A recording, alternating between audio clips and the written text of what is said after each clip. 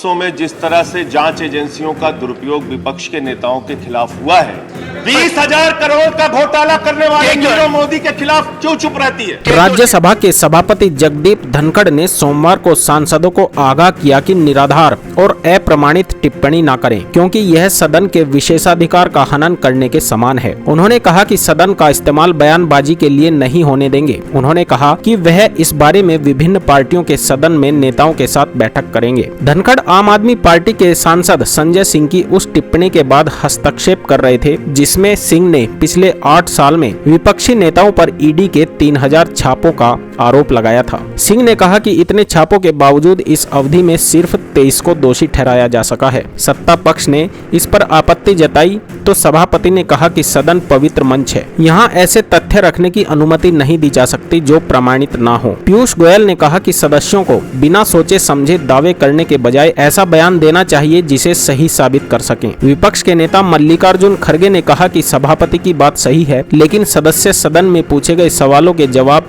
या मीडिया के लेख और प्रधानमंत्री के भाषणों का ही हवाला देते हैं। लोकसभा अध्यक्ष ओम बिरला ने सोमवार को कहा कि यदि सदस्य सदन के अंदर जाति और धर्म के आधार पर चर्चा करेंगे तो उनके खिलाफ कार्रवाई की जाएगी। उन्होंने कांग्रेस सांसद AR रेड्डी की टिप्पणी पर सख्त आपत्ति जताते हुए यह चेतावनी दी। दरअसल रेड्डी प्रश्नकाल के दौरान वित्त मंत्रालय से संबंधित पूरक प्रश्न पूछ रहे थे। इस दौरान उन्होंने वित्त मंत्री सीतारमण की एक टिप्पणी को लेकर जाति के संदर्भ में कुछ कहा। इस पर सीतारमण ने कहा कि सदस्य तेलंगाना से हैं, कह रहे हैं उनकी हिंदी कमजोर है, तो मैं भी कमजोर हिंदी में ही जवाब दे रही हूँ। इस पर रेड्डी ने कहा कि ब्राह्मण मंत्री ने उनकी हिंदी को लेकर इसलिए टिप्पणी की क्योंकि वह निचली जाति से यानी शूद्र हैं। इस पर बिरला ने कहा कि आप जाति और धर्म के आधार पर चुनकर नहीं आते हैं, ऐसे शब्दों का इस्तेमाल नहीं करें, अन्यथा कार्रवाई करनी होगी। बिरला ने लोकसभा में कांग्रेस संसदीय दल के नेता अधीर रंजन से कहा कि आप नेता हैं, सदस्यों को समझा दें कि वह मुझे हस्तक्षेप से नहीं रोक सकते। इस पर रेड्डी ने सफाई देते हुए कहा कि यह सब यहाँ चुनकर आते हैं और उम्मीद करते हैं कि आप हमें संरक्षण देंगे।